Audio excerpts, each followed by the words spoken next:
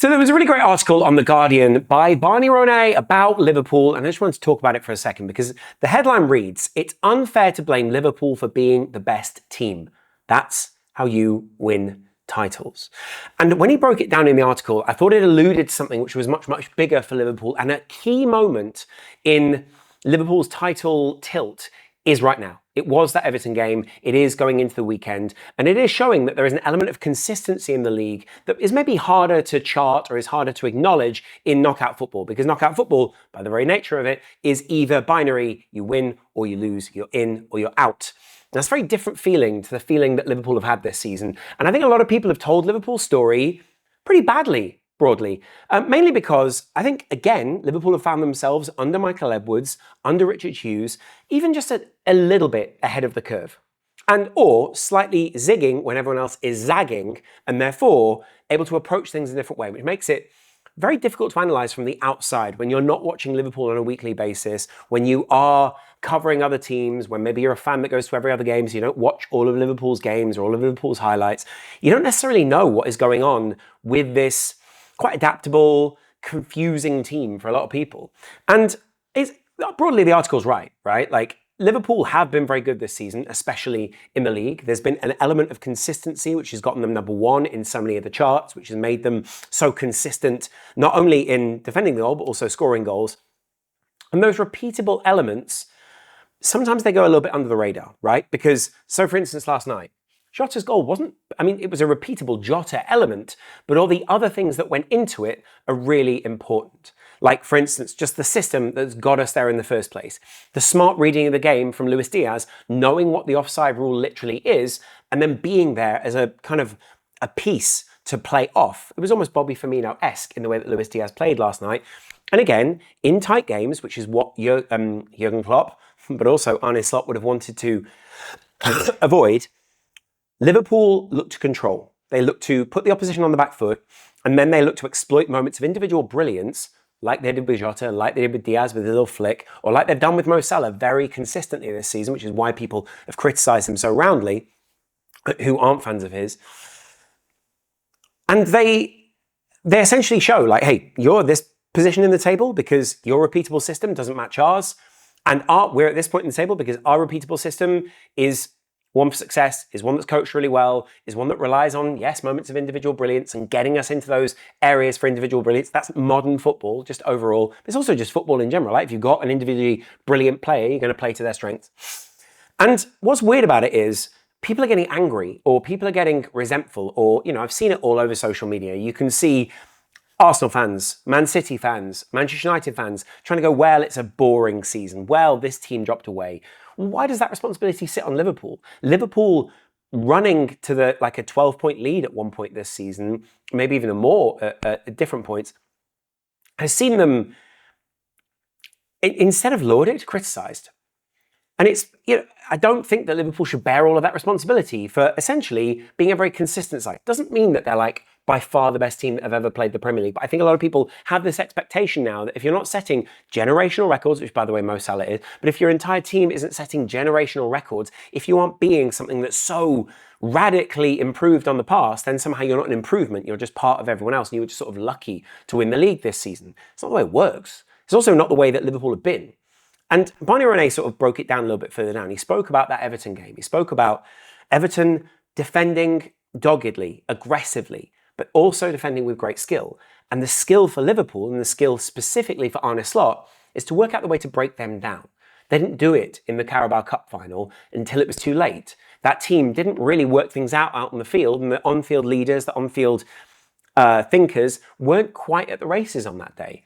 But against Everton, they were. And it was only a 1-0 win. It's not like Liverpool completely, ravaged Everton. It was a very close game. And actually, if Beto scores one of his 2 or 3 chances, maybe it's a completely different narrative. Liverpool didn't create all that many chances last night that looked all that good. But the chances they did create were high probability chances of scoring a goal. Not that Jota's was even the best of those. But that's kind of my point here. Liverpool go against some of these other trends that other teams are playing with right now, all right? We're talking Villa. Villa have got a very repeatable but marauding system. It's very aggressive football. It's really good to watch. The same with Brighton. Brighton have got a very watchable and aggressive system.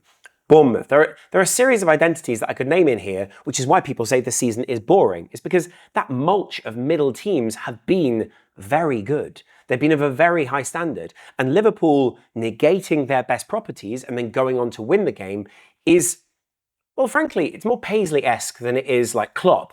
But it's negating the opposition's good prospects, good, assets, and making Liverpool's the most prominent in the game. That's a slightly different way to the way I think a lot of people think of football. A lot of people, especially when we do these breakdowns, think of like the dominance of Trent, the dominance of Virgil, the dominance of Salah. And those things are all relevant in certain games, right?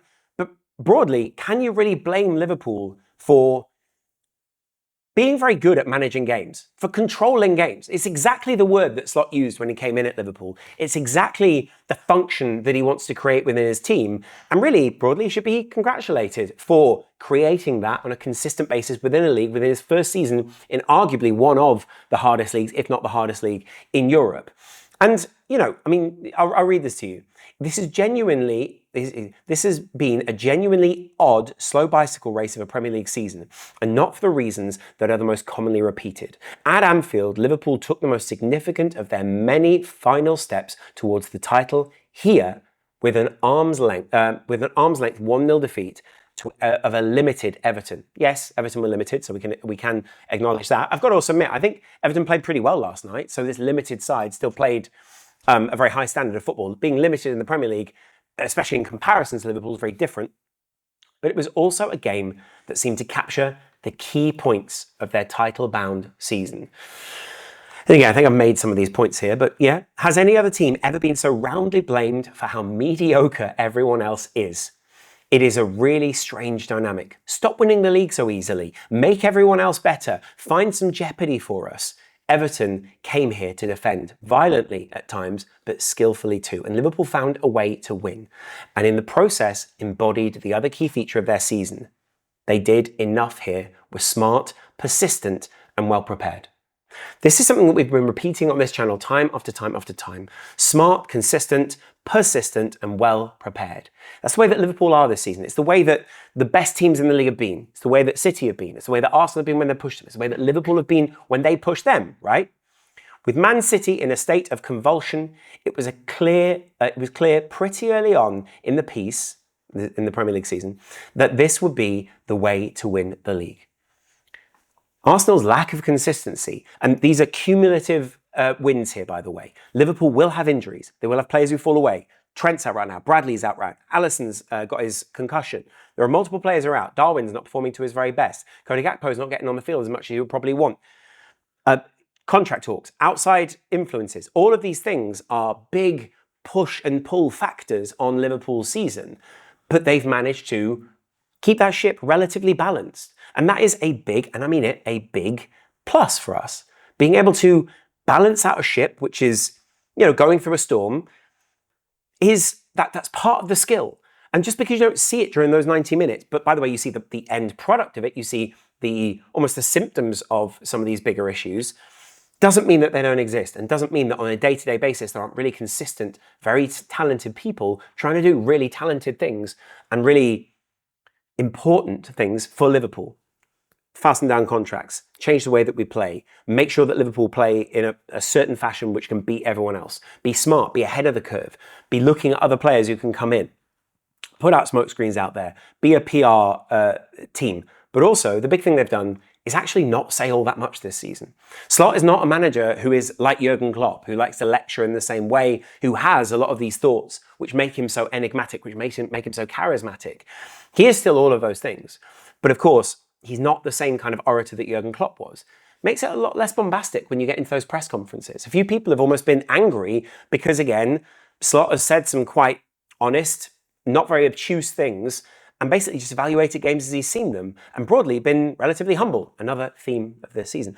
But what he's done is and Liverpool have done, is really operate in the shadows, operate in a place that other teams haven't really been. Arsenal have very much been under the spotlight because they've been challenging for some time. Liverpool, of course, did challenge last season and fell away. There wasn't this high expectation. And the way to win a Premier League is to capitalise on the conditions that you have in that moment. You can only win a league from the position you are. You can't win a league from the position you want to be. I'm not some sort of motivational speaker, I certainly shouldn't be. But you get the point that I'm making, right? Like, Liverpool embraced where they were, doubled down on that, and, you know, I know, obviously, that everyone wanted another striker in January. I know that everyone wanted to look at another left-back or whatever, right? Those things are key, important, and I'm sure will be addressed at some point. Like, you can't not have players in the team. But also, with Liverpool not being as focused on those things, and broadly just kind of having a bit of luck, you know, not having these injuries, but, you know, you call that luck. That's also skill of people who are very skilled in our team, in our backroom staff. That's important. That's the way that you win a league title. These silent skills, if you will, or the whispering skills, as some manager call them. That's important. These things they're cumulative. It's not just like Liverpool this season went, right, well, we're going to win the league this season, and then just suddenly went, okay, we're going to skip 5, 6, 10 places. Obviously, that's possible, but it's not the way that it works. Broadly, you will want to be consistent. You will want to have a repeatable system that not only you can play this season, but you can play next season. Players you can rely on this season and next season. Players who you can repeat ideas and you can rely on them to execute to a very high level from very early on. These are really simple things. Pep Guardiola does it. Klopp did it. It's weird now, though, that we aren't congratulating Liverpool, or we haven't yet congratulated Liverpool on even this achievement. They've not even won the league yet. They are champions elect, or as some people seem to be calling them, but they're also just a team who I think they've massively overachieved in terms of people's expectation. But the problem is when you then don't say anything about that, when you then you don't try and write your own narrative around it, when you then just stay relatively quiet as an actual team, not as a fan base,